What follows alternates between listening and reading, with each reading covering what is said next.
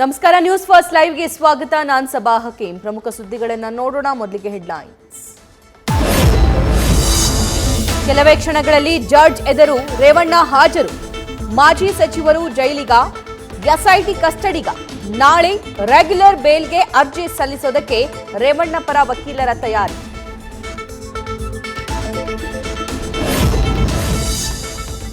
ಪ್ರಜ್ವಲ್ ಕೇಸ್ನಲ್ಲಿ ಮತ್ತೊಂದು ಎಫ್ಐಆರ್ ದಾಖಲು ಸಾಧ್ಯತೆ. ಸದ್ಯ ಎಸ್ಐಟಿ ಕಚೇರಿಯಲ್ಲಿರುವ 4 ಸಂತ್ರಸ್ತೆಯರು, 4 ಮಂದಿಯಿಂದ 164 ಹೇಳಿಕೆ ದಾಖಲು. ಮತ್ತೊಂದು ಎಫ್ಐಆರ್ ದಾಖಲಿಸಲು ಸಿದ್ಧತೆ.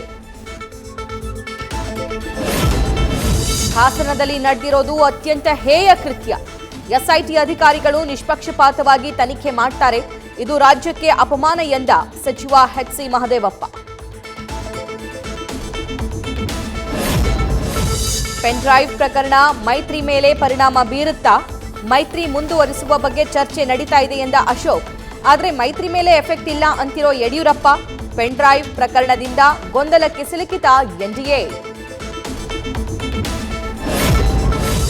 ಮಾಜಿ ಸಚಿವ ರೇವಣ್ಣ ಬಂಧನಕ್ಕೆ ಖಂಡನೆ. ಹೊಳೆನರಸೀಪುರದಲ್ಲಿ ಜೆಡಿಎಸ್ ಕಾರ್ಯಕರ್ತರು, ರೇವಣ್ಣ ಬೆಂಬಲಿಗರ ಪ್ರತಿಭಟನೆ. ರೇವಣ್ಣ ಬಂಧನ ಖಂಡಿಸಿ ಕಣ್ಣೀರಿಟ್ಟ ಅಭಿಮಾನಿಗಳು. ನ್ಯೂಸ್ ಫಸ್ಟ್ ನಿರ್ಭೀತಿಯಿಂದ ನಿಮ್ಮ ಪರವಾಗಿ.